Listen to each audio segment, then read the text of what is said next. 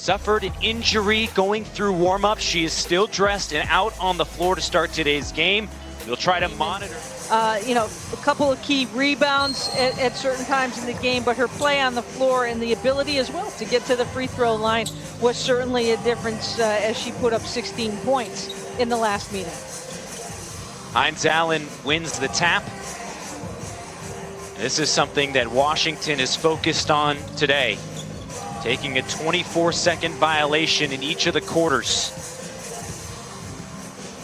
And on the 57th anniversary of Dr. Martin Luther King Jr.'s March on Washington, the DC franchise trying to bring awareness to filling out the census, registering to vote. And again, the reason why they wanted to come back and play basketball, not only use their platform for good, but to also continue the messages they've been preaching this entire season. Off the floor. Taurasi feeds into Vaughn. Falling away, and out from Miesemann. Late in the shot clock, Hines Allen looks pretty good to start the opening minute. Washington was quite poised in that offensive set. Skylar Diggins-Smith, Vaughn to Turner. Something similar we saw in that game Sunday, Leah, was both these teams getting off the slow offensive starts as Hartley connects on the three. Well,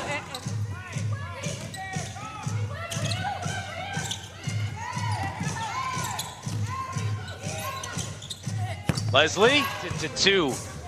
Taking a look at Hines Allen in the opening minutes, still limping. That injury suffered in warm-ups. And there's Diana Taurasi's first three of the game. A little bit tentative to go to the basket right now is Hines Allen, and we'll see where she plants herself down in the paint here. Mitchell on.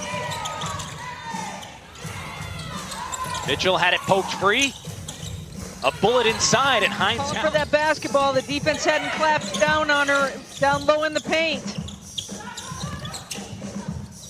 Taurasi, one dribble. What are the keys to victory in this matchup in the second time in 5 days? Well, I think for Washington, they certainly need to improve their transition game, and they need, and of course, for Phoenix, continue to get to the free throw line. That means drive the middle of the lane, similar to here. Phoenix lead because 4 of the 5 starters in Sunday's win reached double figures.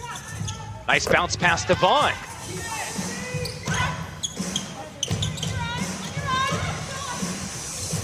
Leslie. Hartley lost it, she goes down. Atkins the other way, puts it in with her left hand. And with 2:20 you want to see with Hartley going down. And now Bria Hartley trying to push the ball up the floor here and totally rolled out.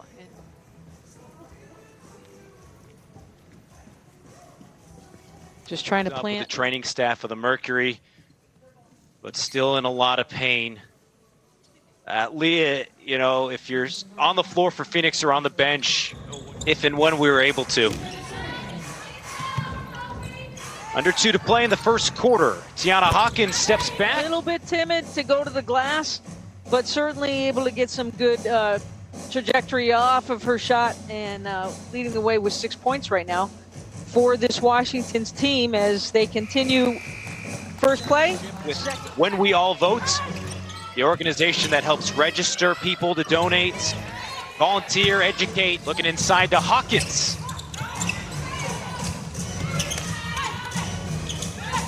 Looking to recover. Their field goal shooting really struggled in the first quarter of play.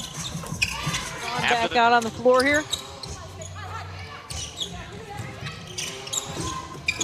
Phoenix at 7-7 on the year. Smith, and even Washington at 4-9, just a game out as well, according to Coach Brondello. They're going to make sure that she is in the right place before they rush that along.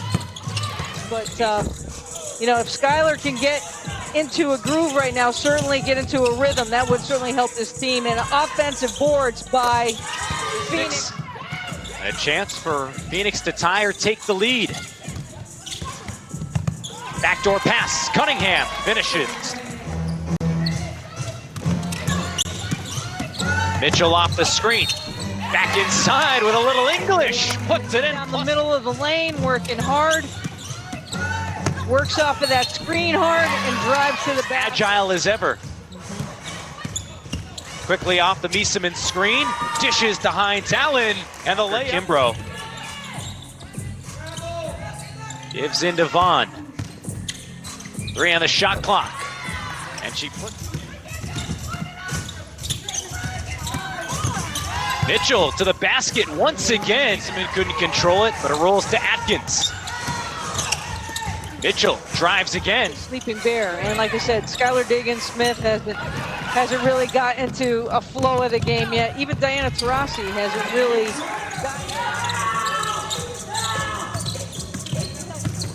Taurasi who has 5 points. Throws it away right in the hands of Miesemann. Mitchell stops, pops it.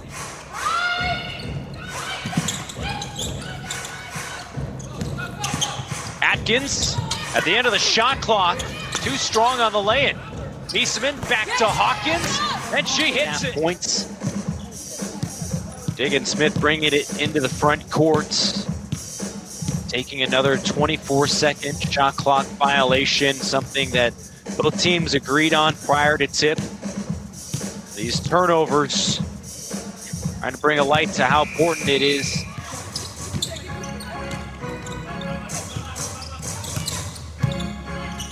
Rossi over Mitchell.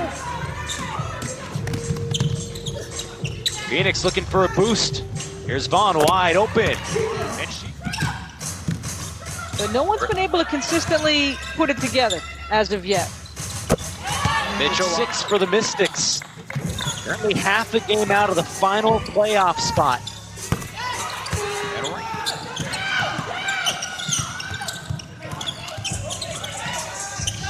Diggins-Smith again. Both these teams took a combined 6 foul shots in those first 20 minutes. Yeah, very, very surprised. And that her team needed to get to the free throw line a little bit more. But they've been tentative. They really have. Just next to her, still supporting her teammates. Taurasi the other way, buries it. Taurasi has 10, make it 10 straight in double figures for the game's #1 scorer. Back to Diggins-Smith. With Mike Tebow and the staff, as she went by a couple of times, but you know, I just can't get over Phoenix with the 2-point lead.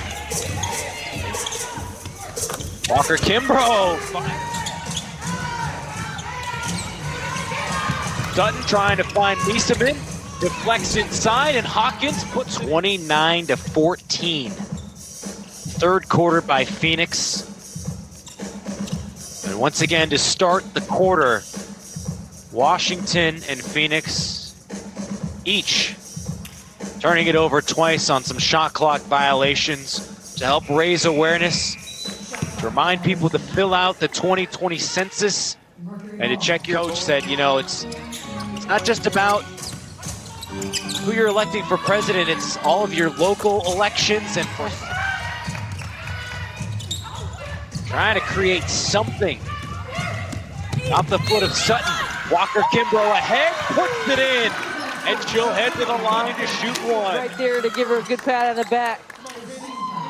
Taking it to Sutton, who is still trying to get her feet under as far as getting confident here in the W, and especially with Mitchell on the bench. By Miesemann.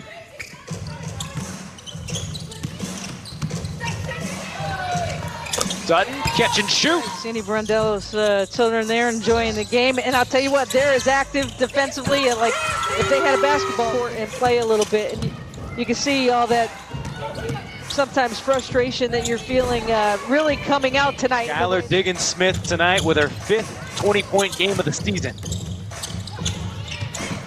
Taurasi's turnaround is good. Mitchell back on the floor.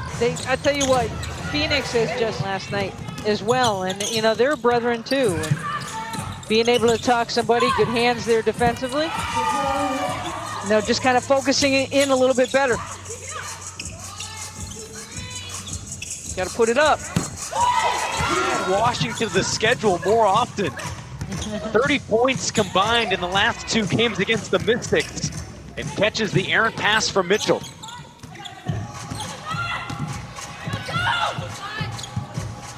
Right back wide open. His team is not matching up on defense right now. There's a lot of spacing in between. Will also check out. Sutton to coast. All that we can be. All the social justice initiatives they fought for this year. They've done so much.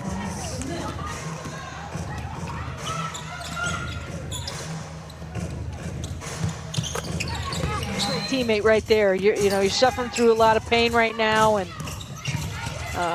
cheering her teammates on. Of course, Diana Taurasi's a great teammate. Fiercest competitors as well.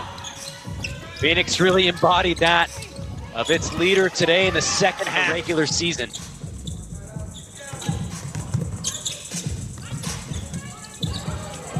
Smith, why not? You're late. Brings the shot when they're open to her. High percentage looks, and they shut that valve off in the 3rd and 4th. Smith, strong drive, banks it in.